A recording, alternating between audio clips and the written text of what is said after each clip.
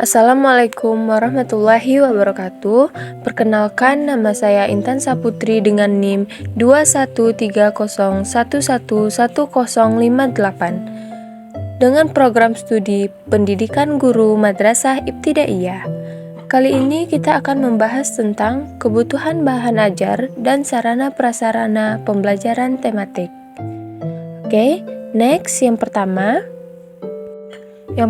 bahan ajar. Bahan ajar memiliki peran penting dalam pembelajaran, termasuk dalam pembelajaran tematik.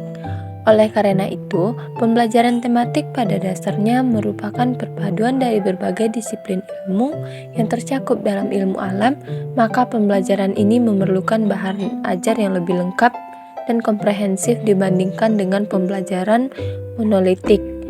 Dalam satu topik pembelajaran diperlukan sejumlah sumber belajar yang sesuai dengan standar kompetensi yang merupakan jumlah bidang kajian yang tercakup di dalamnya.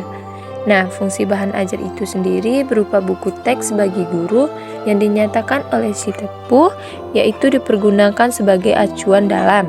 Yang pertama, membuat desain pembelajaran. 2. Mempersiapkan sumber-sumber belajar lain. 3. Mengembangkan bahan belajar yang kontekstual. 4. Memberikan tugas. 5. Menyusun bahan evaluasi. Selanjutnya kita masuk kepada implikasi terhadap pengaturan tempat duduk. Dalam pelaksanaan pembelajaran tematik, perlu melakukan pengaturan ruang agar suasana belajar menyenangkan. Pengaturan ruang tersebut meliputi yang pertama, ruang perlu ditata disesuaikan dengan tema yang dilaksanakan. 2. Susunan bangku peserta didik dapat berubah-ubah disesuaikan dengan keperluan pembelajaran yang sedang berlangsung.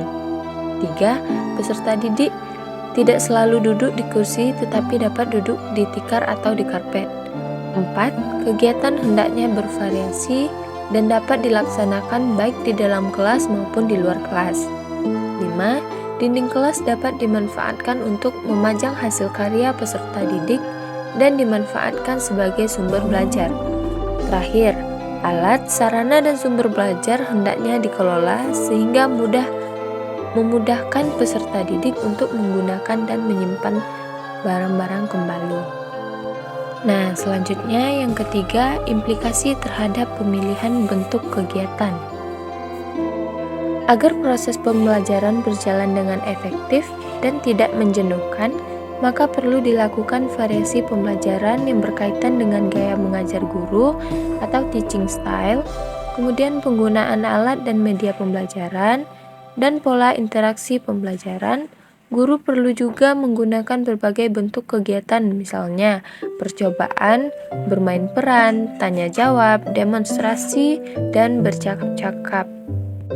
Next, kita masuk pada implikasi terhadap pemberian respon atau penguatan.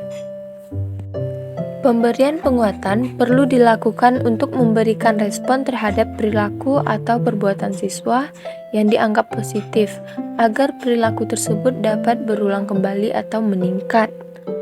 Pemberian penguatan ini dapat dilakukan dalam bentuk verbal dan non-verbal. Penguatan verbal di sini yaitu berupa kata-kata atau kalimat pujian, dukungan, pengakuan, atau dorongan.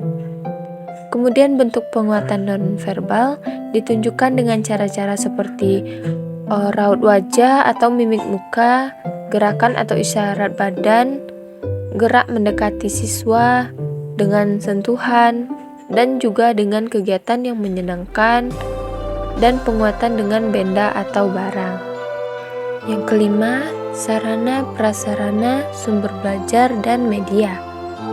Sarana adalah peralatan yang bergerak dan umum yang dipakai secara langsung, misalnya buku, pulpen, papan tulis, komputer, dan lain-lain.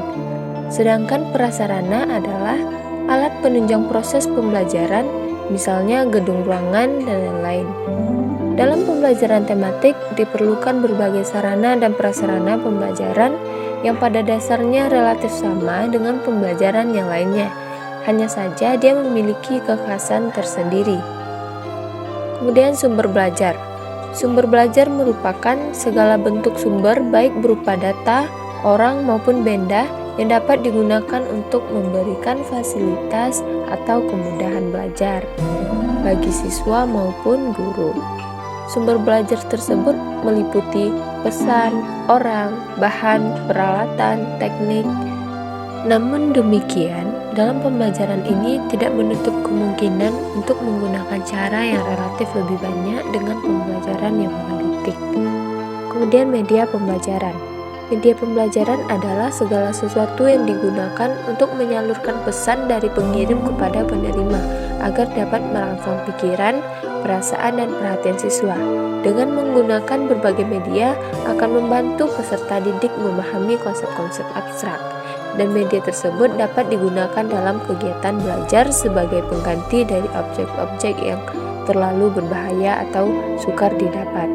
Objek yang terlalu besar atau terlalu kecil. Dengan penggunaan media ini dapat divariasikan ke dalam penggunaan media visual, media audio, dan media audiovisual.